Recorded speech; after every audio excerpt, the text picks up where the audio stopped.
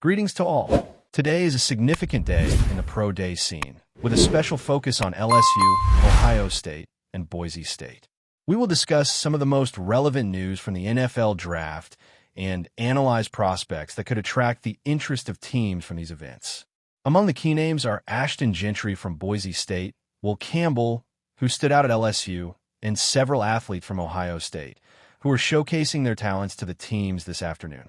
We begin in Columbus, where team executives attended Ohio State's Pro Day, with representatives making an appearance, which is expected considering the large number of players. All of these athletes have the potential to be selected in the early rounds. We will focus on Josh Simmons, who will be one of the central topics to follow, as well as Quinton Judkins and Tryon Henderson, two running backs who may attract attention, especially Judkins. Additionally, we have Donovan Jackson, an intriguing athlete, Ty Williams, JT Tumalo, and Jack Sawyer. All of these players have a chance to be picked in the early rounds, though some may fall to the third, but not beyond that. However, some concerns have emerged regarding Josh Simmons. It is common for unexpected information to arise at this time of year, and a controversial article was published on Pro Day. An NFL scout revealed that he was dropped from a team due to issues related to his mentality. Another team expressed serious reservations about his on-field character, stating that he lacks urgency and that he stands out more for technique than strength, which may suggest that his mindset needs attention. There are concerns about the mentality of a specific player, raising questions about the credibility of these observations. The issues associated with him seem to be linked to a character deficiency in football and uncertainty about his sense of urgency, implying that he may be more technical than effective. The mental aspect is undoubtedly an area of concern, in addition to his difficulties with strength and unsatisfactory fundamentals. His playing style reflects someone who may not have received adequate preparation. He came from a smaller school before transferring, suggesting that his development may have been hindered. Often, I feel conflicted when such information surfaces, especially because the timing of its release on Pro Day is not favorable for the athlete involved. Regardless of the veracity of the claims, it puts him in a vulnerable situation in front of the media, as teams will likely inquire about these issues and share their thoughts. When these information leaks occur, I believe that sometimes they are accurate, other times they may not be true, and in some cases, there is part of the truth that is exaggerated. It's unfortunate, but I suspect that teams who really value a player but want him to fall in the draft may share this kind of information with the media, which I consider unfair, as it can cost the athlete a significant amount of money if he falls drastically in the selection order. These teams may become desperate, making it difficult to distinguish what is truly true. However, the comments regarding the player's urgency and overall performance are quite strong and concerning, not aligning with what teams typically look for. I reviewed his footage and believe he has talent, but I don't see myself as an expert in player evaluation. It is certainly interesting to ponder whether he is a viable option for the team at the 10th pick. I have my doubts about that. The big question is whether his situation will worsen, and if any of the claims are true, he could fall into the range between the 39th and 41st pick, especially considering the knee injury. I would be surprised, as I still expect him to be picked in the first round, but it's wise to monitor a player's situation.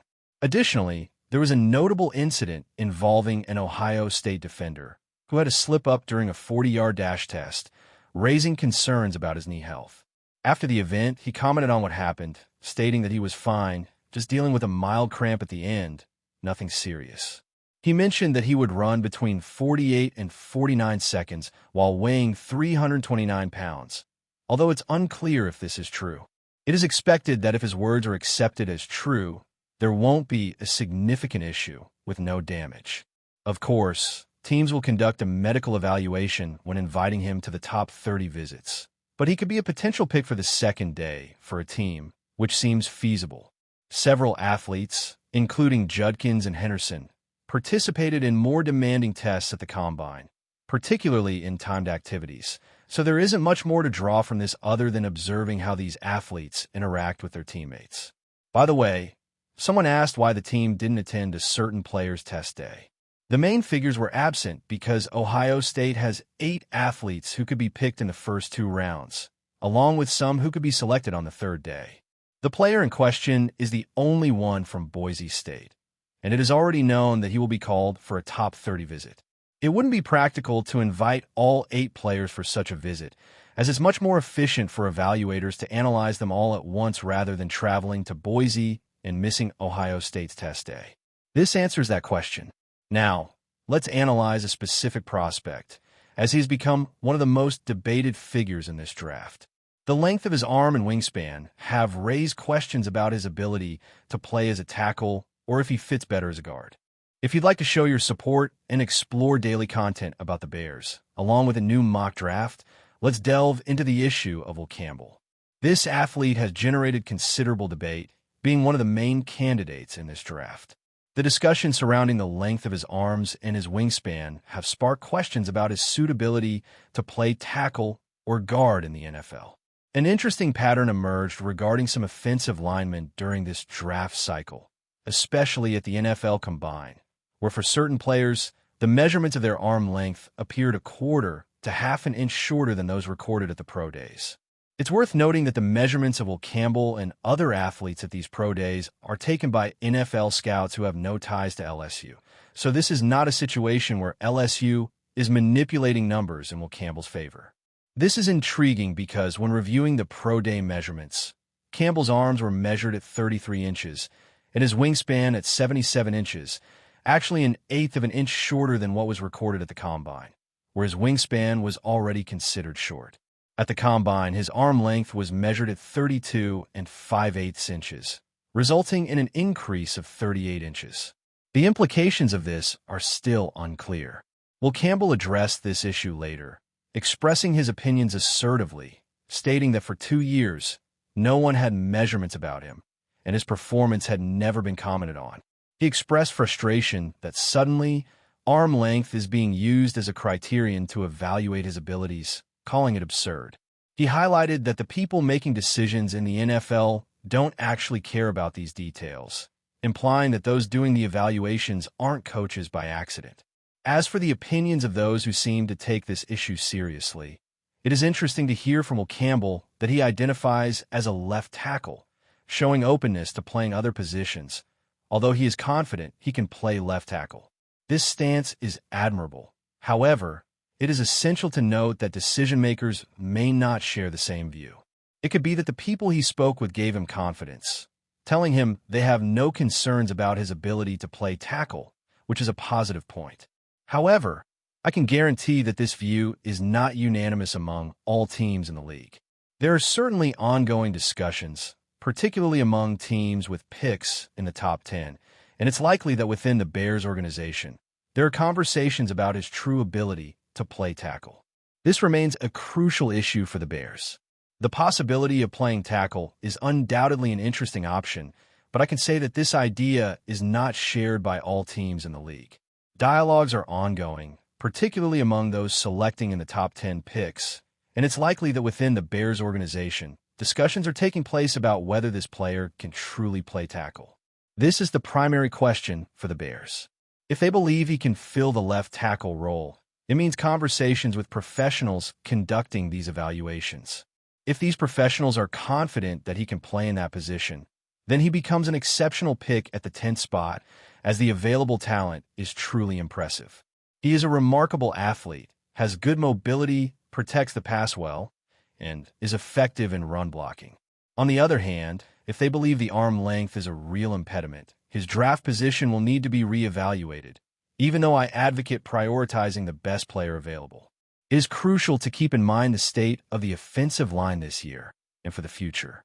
This year, the only spot that seems slightly open, unless injuries occur, is left tackle, currently held by an emerging player. They are looking for competition in that position and recognize this.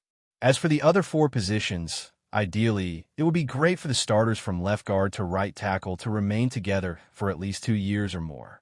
Therefore, if they don't believe Campbell can play left tackle, I'm not saying they shouldn't draft him, as he's an excellent prospect who can play other positions. The real question is when he will get the opportunity to play, as I still want to extend the contract of an exceptional player. I won't leave him out after just 1 year to put Campbell on the field. To me, The logic for the Bears is clear. If they believe he could be a left tackle, he's an excellent pick at the 10th position. Otherwise, he should be prioritized a bit lower on the list. Do fans believe Campbell can play left tackle in the NFL? If so, type Y. If not, type N. As someone who is not an expert in the offensive line, but has a good understanding of football, I believe he can, but I also recognize how the team has valued these positions in the past. If they pick him and position him as a left tackle, it will indicate that they believe he is an exception to the rule. Let's talk about Ashton Gentry. He didn't participate in the time drills, at least that's what I've observed so far. Specifically, he didn't run the 40-yard dash, nor did he do the vertical or broad jumps, but he was present for all the football drills in front of the scouts. I want to highlight his receiving skills, as this aspect really caught my attention today. Regarding Ashton Gentry, some questions arise, such as why he didn't run the 40-yard dash. Does he think he's slow? What we've often noticed in recent years is that top talents seem to be advised to do less.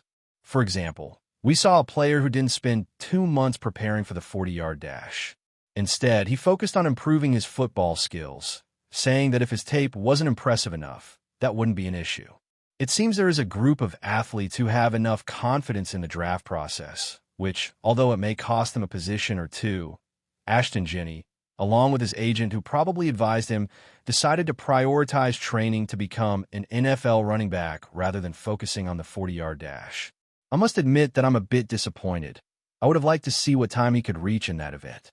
I always imagined he'd clock in the high 4.40s, somewhere around 4.45 to 4.50.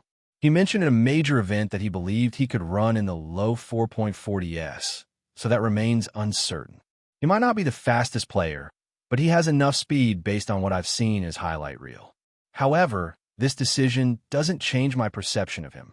I'm still very interested in the possibility of drafting him at the 10th spot, depending on who else is available. I continue to see him as a solid prospect.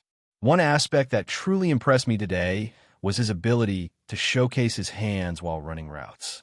He executed some Texas routes, demonstrating good hands and excellent route execution. There was a moment when he ran a wheel route out of the backfield, and I'm not sure if the quarterback threw the ball intentionally or by accident, but he threw it to Gentry's back shoulder.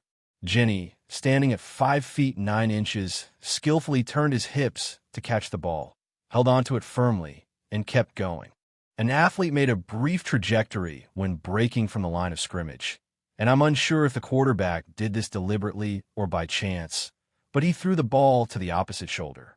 This player is a running back who stands out, uses his hips well, catches the ball this way, controls it, and continues down the sideline like a skilled receiver.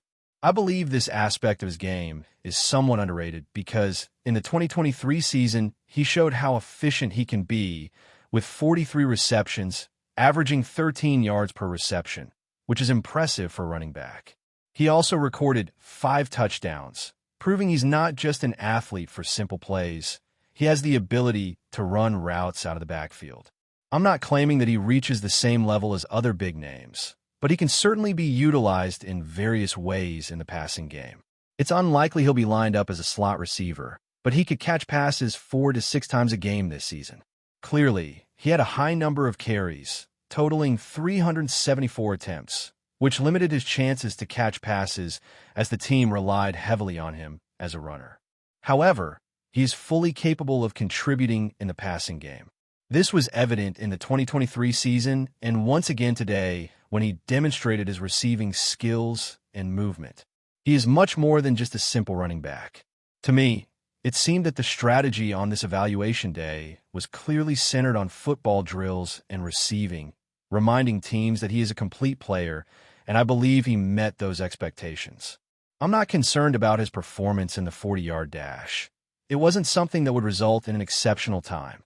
I acknowledge the talent of other players, and my intent wasn't to be overly harsh on his speed, but it's a little below average. However, I believe some decision-makers will be impressed by this athlete and are genuinely considering drafting him. It's clear they want to associate someone with a key player on the team, whether that athlete is the one mentioned if available, or perhaps other names who may be chosen in the 2nd or 1st round. I get the impression that they intend to focus on one of these players. If there is interest in a specific athlete, whether at the 10th pick or in the second round, it is certain that they will focus their attention on one of these names. The player in question is the primary target, which is why they are giving him a significant visit. Now, imagine that both are available. One specific player and another who can play as a left tackle. Which would you choose? Leave your thoughts in the comments. We'll be back soon, unless breaking news emerges, so stay tuned. This is a great reason to keep notifications on. If any signings or trades happen, we'll bring the information here. Otherwise, we'll be back in the morning with more content. Before we continue, don't forget to subscribe to our channel and give this video a like. Your support helps us keep bringing you the latest updates on our Chicago Bears. And don't be shy. Drop your thoughts on the news in the comments below. The tension between DJ Moore and Montez Sweat may be the biggest story brewing within the Chicago Bears locker room.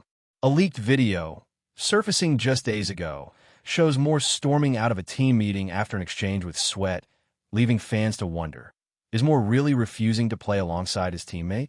The video, which is yet to be fully explained, has sent shockwaves through the NFL community, with analysts and fans alike speculating about the possibility of a fractured relationship between the Bears' star wide receiver and their newly acquired Pro Bowl defensive end. Could this be the beginning of a rift that disrupts the Bears' chances of success? Rumors about Moore's dissatisfaction with Sweat have been circulating for weeks. Sources close to the team suggest Moore has been increasingly vocal about his unwillingness to share the field with Sweat, citing a lack of chemistry and an uncomfortable working environment. Although both players are cornerstones of the Bears' future, Moore's frustrations could boil over into more than just a few tense moments in meetings. With a hefty contract extension in his pocket, the wide receiver's position has never been stronger. Yet it seems the tension in the locker room might be growing, threatening to overshadow his on-field performances. To make matters more intriguing, insiders have reported that Moore's concerns may go beyond just personal dislike. Some believe that Moore's frustration stems from Sweat's larger-than-life presence on the defense, which some players, including Moore, feel might be overshadowing their own contributions. With Sweat's breakout year, including a career-high 12.5 sacks and his ability to lead 2 teams in a single season, it's clear that the defensive powerhouse is quickly becoming the face of the Bears' defense. But could Moore, who is already thriving in his role as a primary receiver, feel sidelined in a system where the spotlight is now firmly on Sweat? Despite Moore's dramatic reaction in the video, the Bears' front office and head coach Matt Eberflus are remaining tight-lipped about the situation. However, with Moore's clear discontent, the question arises, how will the team handle this internal tension? With both players under long-term contracts, any move to separate them would be a monumental decision for the franchise.